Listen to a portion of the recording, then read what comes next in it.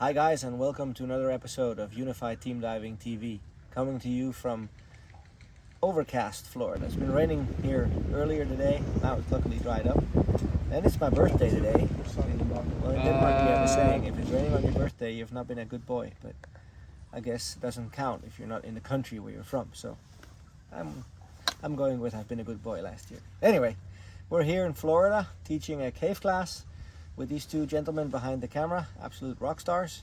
We're about to finish the class, almost. And obviously, you know, diving in caves, you talk about the opportunities of masks going bad. It's kind of not nice. So, backup masks. How to handle them, some simple tips on how they might work better for you. Backup stuff is usually something we don't think so much about because it's only for backup, right?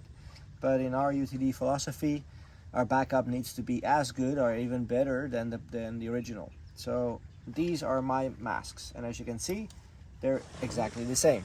They're both the same make and same shape and same brand. Now, a nice little strap on it, and as you can see at this moment in time, this is the one I use for backup. And I alternate between them. That's the first tip. Alternate between your primary and your backup. That way they both get equal wear, and as you all know, if you're diving for a little bit, the anti-fog becomes less and less of an issue the older the mask gets. So if you keep alternating between the primary and the backup, you keep them both nice and like fog free, so to speak.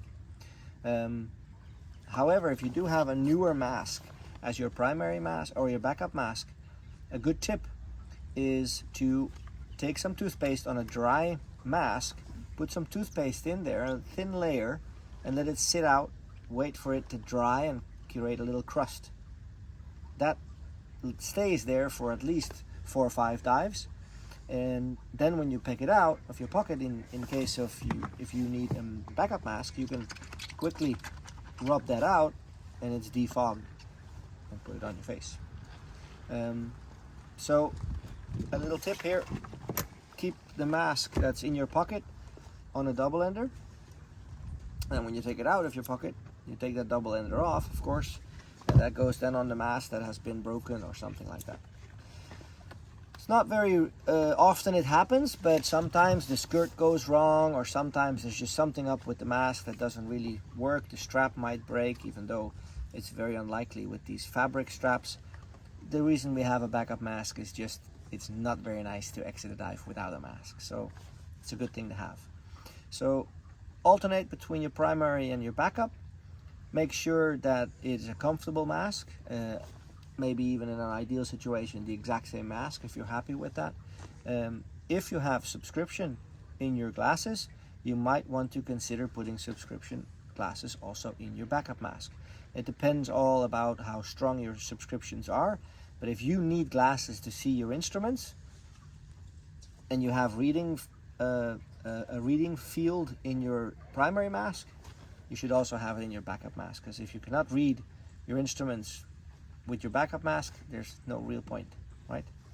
So yeah, these were my 2 cents on the backup mask and a quick tip on how to keep them fog free, the toothpaste trick, and alternating between them too. So I hope you have a good day, and as always, stay sharp and see you out there.